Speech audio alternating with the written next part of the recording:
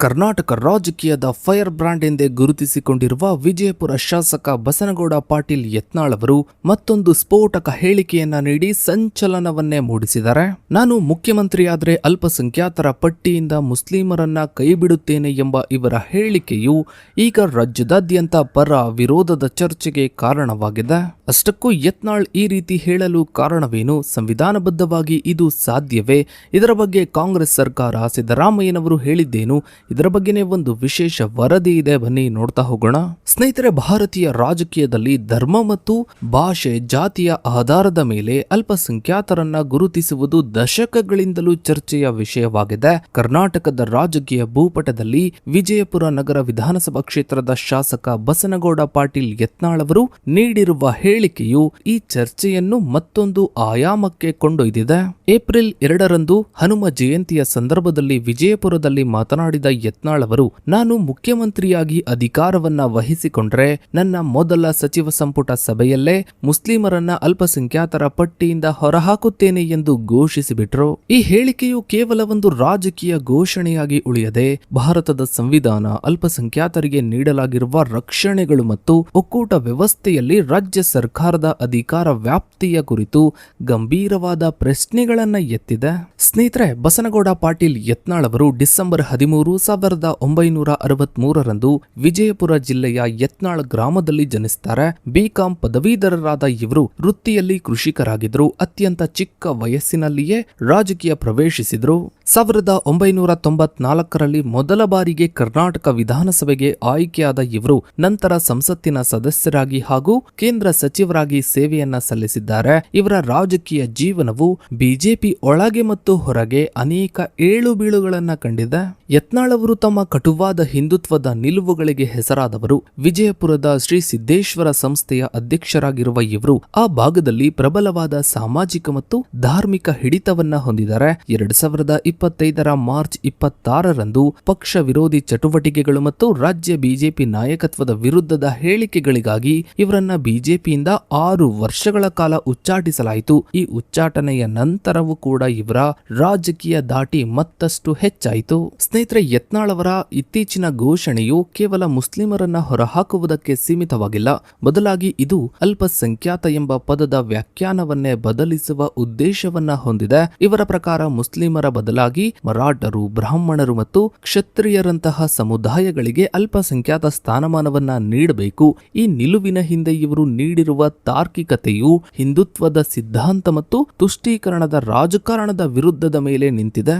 ಯತ್ನಾಳ್ ಅವರು ಉತ್ತರ ಕರ್ನಾಟಕದ ಪಂಚಮಸಾಲಿ ಲಿಂಗಾಯತ ಸಮುದಾಯದ ಪ್ರಬಲ ನಾಯಕರಾಗಿ ಹೊರಹೊಮ್ಮಿದ್ದಾರೆ. ಇವರು BS ಯಡಿಯೂರಪ್ಪ ಮತ್ತು ವಿಜಯೇಂದ್ರ ಅವರ ಕುಟುಂಬ ರಾಜಕಾರಣವನ್ನ ತೀವ್ರವಾಗಿ ವಿರೋಧಿಸುತ್ತಾರೆ. ತಮ್ಮ ಉಚ್ಚಾಟನೆಯ ನಂತರ ಇವರು ತಮ್ಮನ್ನು ತಾವು ಕೇವಲ ಒಬ್ಬ ಶಾಸಕರಾಗಿ ನೋಡದೆ ರಾಜ್ಯದ ಮುಂದಿನ ಮುಖ್ಯಮಂತ್ರಿ ಅಭ್ಯರ್ಥಿಯಾಗಿ ಬಿಂಬಿಸಿಕೊಳ್ತಾ ಇದ್ದಾರೆ. ನಾನು ಮುಖ್ಯಮಂತ್ರಿಯಾದ್ರೆ ಯೋಗಿ ಆದಿತ್ಯನಾಥ್ ಅವರಂತೆಯೇ ಆಡಳಿತವನ್ನ ನಡೆಸ್ತೇನೆ ಎಂಬ ಇವರ ಮಾತುಗಳು ಇವರ ರಾಜಕೀಯ ಮಹತ್ವಾಕಾಂಕ್ಷೆಯನ್ನ ಸ್ಪಷ್ಟಪಡಿಸುತ್ತವೆ. ಇವರ ಘೋಷಣೆಯು ಕೆಲವು ಆಯಾಮಗಳನ್ನ ಒಳಗೊಂಡಿದೆ.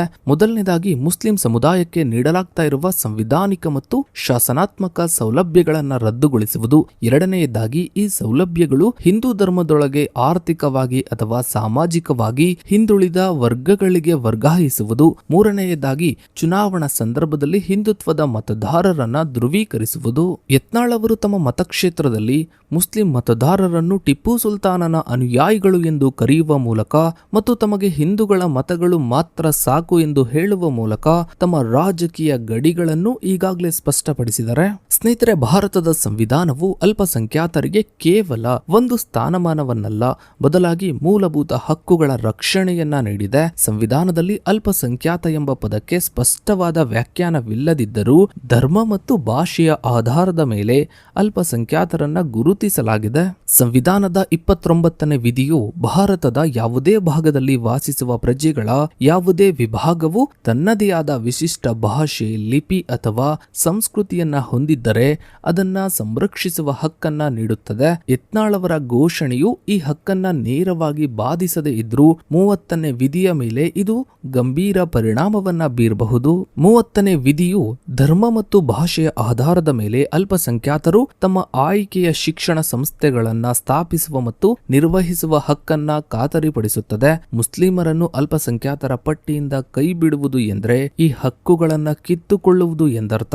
ಇದು ಮುಸ್ಲಿಂ ಸಮುದಾಯದ ಶಿಕ್ಷಣ ಸಂಸ್ಥೆಗಳ ಸ್ವಾಯತ್ತತೆಯ ಮೇಲೆ ನೇರ ದಾಳಿಯಾಗುತ್ತದೆ ಎಂದು ಕಾನೂನು ತಜ್ಞರು ಅಭಿಪ್ರಾಯ ಪಡ್ತಾರೆ.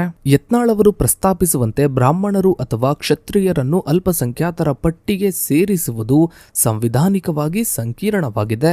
ಏಕೆಂದರೆ ಇವರು ಧಾರ್ಮಿಕವಾಗಿ ಬಹುಸಂಖ್ಯಾತ ಹಿಂದೂ ಧರ್ಮದ ಭಾಗವಾಗಿದ್ದಾರೆ. ಸಂವಿಧಾನವು ಅಲ್ಪಸಂಖ್ಯಾತರನ್ನು ರಾಷ್ಟ್ರ ಮಟ್ಟದಲ್ಲಿ ಅಥವಾ ರಾಜ್ಯ ಮಟ್ಟದಲ್ಲಿ ಇವರ ಜನಸಂಖ್ಯೆಯ ಪ್ರಮಾಣದ ಆಧಾರದ ಮೇಲೆ ಗುರುತಿಸುತ್ತದೆ. ಸ್ನೇಹಿತರೆ, ರಾಜ್ಯ ಸರ್ಕಾರಕ್ಕೆ ಅಲ್ಪಸಂಖ್ಯಾತರನ್ನ ಪಟ್ಟಿಯಿಂದ ಕೈಬಿಡುವ ಅಥವಾ ಸೇರಿಸುವ ಅಧಿಕಾರವಿದೆಯೇ ಎಂಬ ಪ್ರಶ್ನೆಗೆ ಉತ್ತರವು ಕರ್ನಾಟಕ ರಾಜ್ಯ ಅಲ್ಪಸಂಖ್ಯಾತರ ಆಯೋಗದ ಅಧಿನಿಯಮ 1994ರಲ್ಲಿದೆ. ಈ ಅಧಿನಿಯಮದ ಕಾಲಂ 2D ಅಡಿಯಲ್ಲಿ ಅಲ್ಪಸಂಖ್ಯಾತರು ಎಂದರೆ ಕರ್ನಾಟಕ ರಾಜ್ಯದಲ್ಲಿ ವಾಸಿಸ್ತಾ ಇರುವ ಮತ್ತು ಸರ್ಕಾರವು ಅಲ್ಪಸಂಖ್ಯಾತರೆಂದು ಗುರುತಿಸಿರುವ ಸಮುದಾಯದ ವ್ಯಕ್ತಿಗಳು.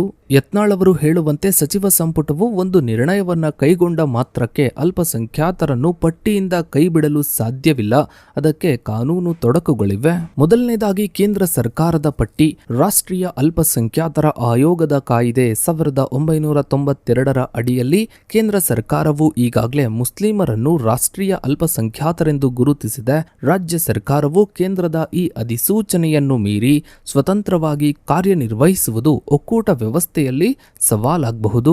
ಇನ್ನು ಎರಡನೆಯದಾಗಿ ಬಹಳ ಮುಖ್ಯವಾಗಿ 2002ರ ಈ ಐತಿಹಾಸಿಕ ತೀರ್ಪಿನಲ್ಲಿ ಸುಪ್ರೀಂ ಕೋರ್ಟ್ ಅಲ್ಪಸಂಖ್ಯಾತರನ್ನು ರಾಜ್ಯದ ಜನಸಂಖ್ಯೆಯ ಆಧಾರದ ಮೇಲೆ ಗುರುತಿಸಬೇಕು ಎಂದು ಹೇಳಿದೆ. ಕರ್ನಾಟಕದಲ್ಲಿ ಮುಸ್ಲಿಮರ ಜನಸಂಖ್ಯೆಯು ಸರಿಸುಮಾರು 13ರಿಂದ 14% ರಷ್ಟಿದ್ದು ಇವರು ಜನಸಂಖ್ಯೆಯ ಕಾರಣದಿಂದಲೂ ಕೂಡ ಅಲ್ಪಸಂಖ್ಯಾತರಾಗಿಯೇ ಉಳಿತಾರೆ.